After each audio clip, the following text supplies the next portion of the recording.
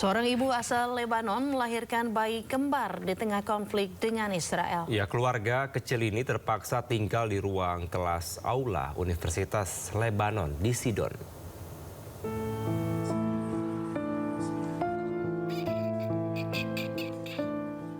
Rekaman video menunjukkan seorang ibu menggendong bayi-bayi di dalam tempat penampungan darurat. Kedua bayi kembar ini lahir di tengah konflik yang memanas antara Lebanon dengan Zionis Israel. Keluarga kecil yang telah mengungsi sejak November 2023 lalu sempat kembali ke rumah pada Maret 2025 dengan harapan pertempuran telah berakhir. Namun harapannya sirna saat Zionis Israel dan Amerika Serikat menyerang Iran yang membuat konflik meluas ke wilayah Lebanon. Akibatnya keluarga kecil ini pun terpaksa mengungsi kembali bersama bayi kembar yang baru dilahirkan. Gada Muhammad Fadel, sang ibu menuturkan jika kehidupan di tempat penampungan sangat sulit dengan bayi kembar yang baru lahir. Bayi kembar ini pun sering jatuh sakit akibat infeksi bakteri.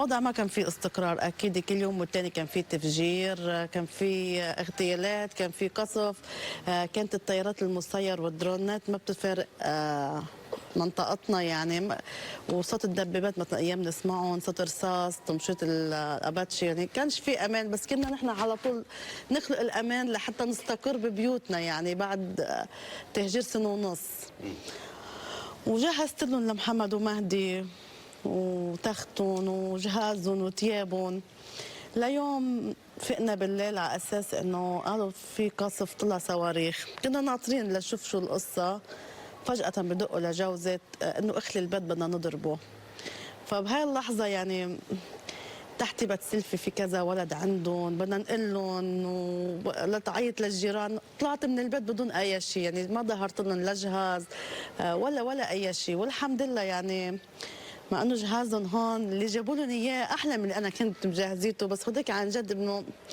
كان مثل بحب وحنان الام بتجهز لاولادها 3 اشهر وانا عم جيب لهم الجهاز وامل لهم فيه. Meski mendapatkan kesulitan, namun Gada bersyukur banyak masyarakat setempat di tempat pengungsian yang kerap membantunya merawat bayi-bayinya.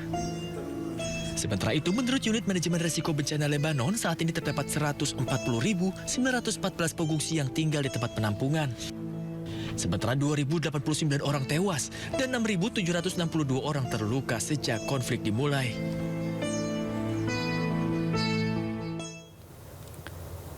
Meski Amerika Serikat berlakukan blokade di Selat Hormuz, aktivitas pelayaran masih berlangsung. Ya, namun ribuan kapal tertahan dan harus mengantre di tengah ketidakpastian.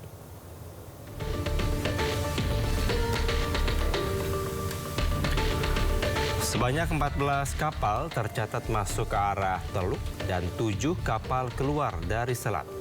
Total ada 25 kapal yang melintas hingga Selasa malam. Tercatat sebanyak 13 kapal masih berada di kawasan selat. Kapal-kapal ini sempat berhenti sebelum mendekati garis blokade. Sementara itu, sekitar 2.000 kapal masih tertahan di sisi Teluk dan 40 lainnya menunggu untuk masuk. Laporan juga menyebutkan ada kapal yang memalsukan sinyal AIS untuk menyamarkan identitas.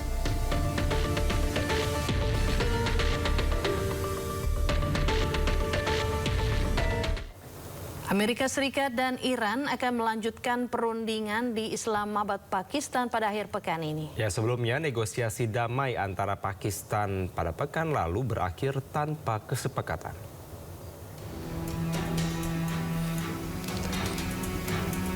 Negosiator dari Amerika Serikat dan Iran akan kembali ke Islamabad, Pakistan pada pekan ini untuk melanjutkan pembicaraan untuk mengakhiri perang. Negosiasi diperkirakan tetap berjalan meski masih ada blokade atas Selat Hormuz oleh Amerika Serikat. Dilansir dari kantor berita Reuters, seorang sumber yang terlibat dalam negosiasi mengatakan belum ada tanggal pasti yang ditetapkan. Namun delegasi membuka kemungkinan dari hari Jumat hingga Minggu untuk melanjutkan perundingan.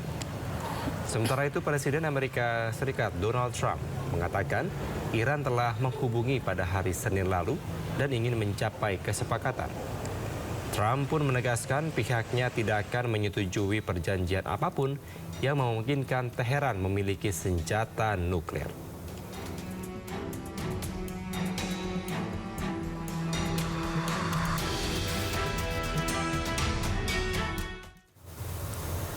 Pemirsa, pertama dalam sejarah hari ini Israel dan Lebanon berunding untuk mencapai perdamaian. Ya, meski belum menemukan solusi, namun kedua negara optimis perdamaian bisa tercapai. Perundingan digelar di Washington DC, Amerika Serikat. Kedua negara diwakili duta besar mereka untuk Amerika Serikat. Menteri Luar Negeri Amerika Serikat Marco Rubio hadir sebagai mediator. Dalam perundingan, Israel sendiri tetap bersikeras serangan ke Lebanon untuk habisi Hizbullah. Iran pun dituding menjadi penyebab Israel menyerang Lebanon. Pertemuan ini adalah pembicaraan tingkat tinggi pertama mereka dalam lebih dari 30 tahun lalu.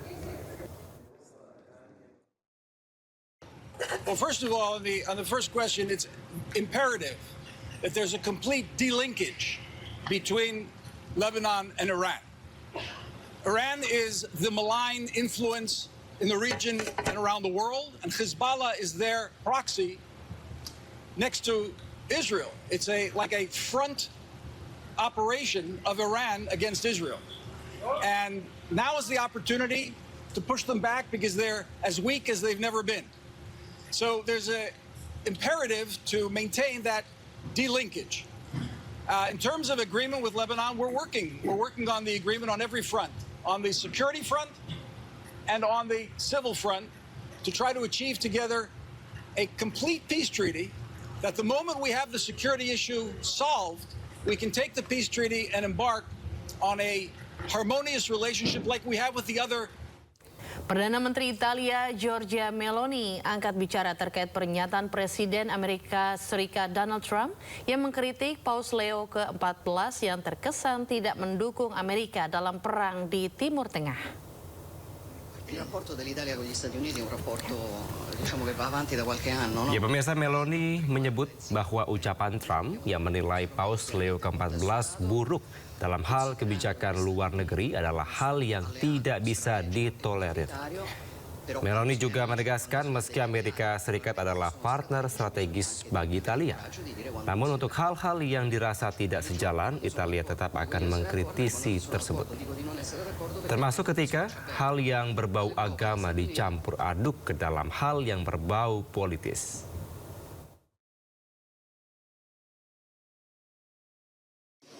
Il rapporto dell'Italia con gli Stati Uniti è un rapporto, diciamo, che va avanti da qualche anno, no? E non riguarda il singolo governo. Noi cerchiamo di fare il nostro meglio, chiaramente a contesto dato, considerando gli Stati Uniti un nostro alleato strategico e prioritario, però quando si è amici e quando si ha degli alleati, particolarmente se sono strategici, bisogna anche avere il coraggio di dire quando non si è d'accordo, che è quello che io faccio ogni giorno. Quando sono d'accordo dico di essere d'accordo, quando non sono d'accordo dico di non essere d'accordo, perché credo che questo faccia bene all'Europa, agli Stati Uniti e all'Occidente in generale. Penso che quello che ho detto è quello che penso, che le dichiarazioni in particolare sul pontefice fossero inaccettabili. Esprimo la mia solidarietà a Papa Leone. Le dico di più, francamente io non mi sentirei a mio agio in una società nella quale i leader religiosi fanno quello che dicono i leader politici, diciamo non in questa parte del mondo, ecco, per cui non sono stata d'accordo. Senada dengan Perdana Menteri Italia Giorgia Meloni, kecaman juga datang dari sang rival negeri Paman Sam, yakni Presiden Iran Masoud Pezeshkian. Dalam unggahan akun X-nya, Pezeshkian menegaskan tindakan merendahkan keuskupan dan Yesus adalah hal yang tidak bisa dibenarkan.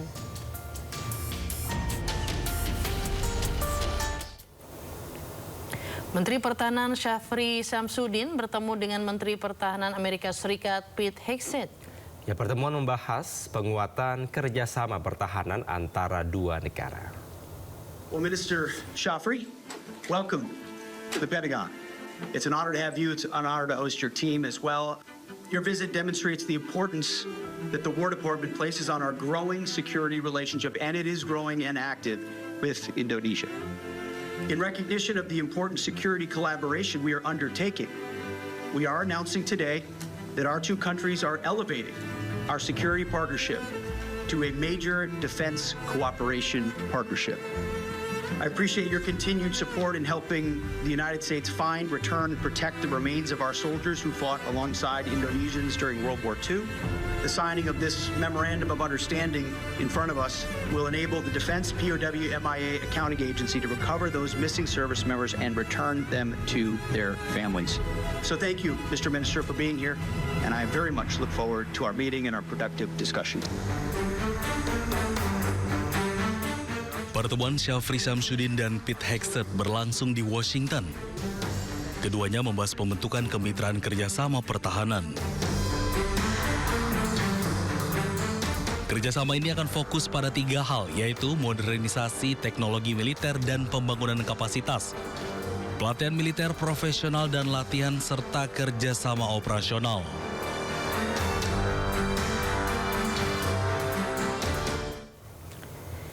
Di tengah pertemuan kedua menteri, sebuah dokumen pertahanan Amerika Serikat yang dirahasiakan bocor ke publik. Ya, dokumen berjudul Operational Design dari US Overflight itu dikirimkan dari Departemen Perang Amerika Serikat kepada Kementerian Pertahanan Indonesia pada 26 Februari.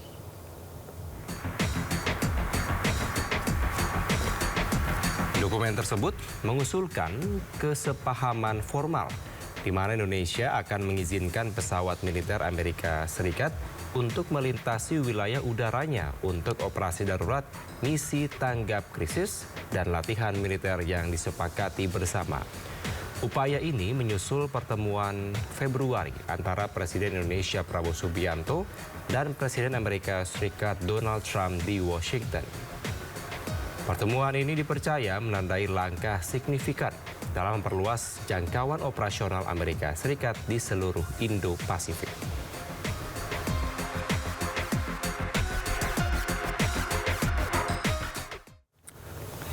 Di tengah kekhawatiran pesawat militer Amerika Serikat diberi izin untuk melintasi udara Indonesia, Kementerian Pertahanan buka suara terkait izin lintas udara atau overflight clearance yang diajukan Amerika Serikat. Ya, Kementerian Pertahanan menyatakan masih mengkaji proposal izin tersebut.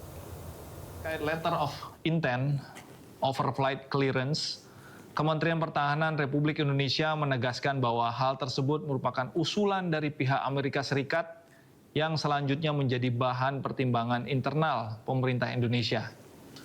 Usulan tersebut ditinjau secara cermat berdasarkan kepentingan nasional, prinsip politik luar negeri Indonesia, serta kedaulatan negara. Dalam proses pembahasannya, Indonesia telah melakukan sejumlah penyesuaian penting serta menegaskan bahwa dokumen tersebut tidak bersifat mengikat atau non-binding dan tidak otomatis berlaku serta masih memerlukan pembahasan lebih lanjut melalui mekanisme teknis dan prosedur nasional yang berlaku. Kemhan RI menegaskan bahwa setiap kemungkinan kerjasama, termasuk yang masih berupa usulan dan dalam pembahasan, akan selalu ditempatkan dalam kerangka menjaga kedaulatan negara kesatuan Republik Indonesia, kepentingan nasional, serta kepatuhan pada hukum nasional dan hukum internasional yang berlaku. Oleh karena itu, setiap langkah ke depan akan dilakukan secara hati-hati, terukur, dan melibatkan mekanisme resmi pemerintah sesuai kewenangan masing-masing instansi terkait. Amerika Serikat bersama Filipina dan Australia menuntaskan latihan gabungan militer di kawasan perairan Filipina. Ya, sementara itu Rusia juga menyelesaikan latihan tempur di perairan Laut Cina Selatan.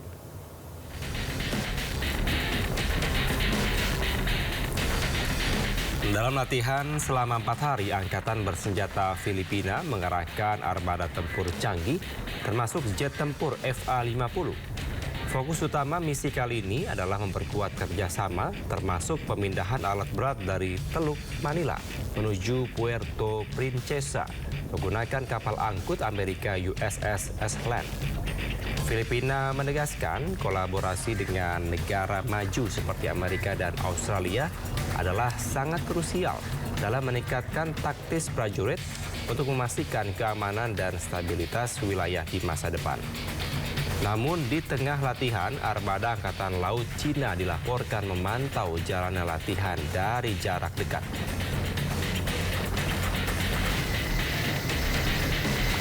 Sementara itu, kapal perang Armada Pasifik Rusia telah menyelesaikan serangkaian latihan tempur terpadu di perairan Laut Cina Selatan.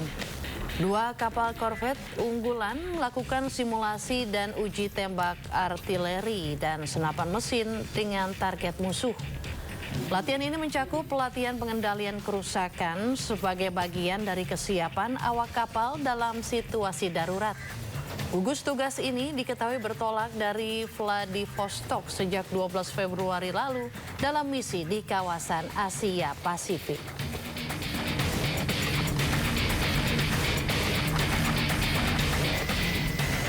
Sebuah kapal Angkatan Laut Israel melepaskan di dekat pantai kota Gaza, Palestina. Ya, tembakan yang dilepaskan pemirsa dilakukan untuk meneror warga Gaza yang berada di pengungsian tak jauh dari pantai.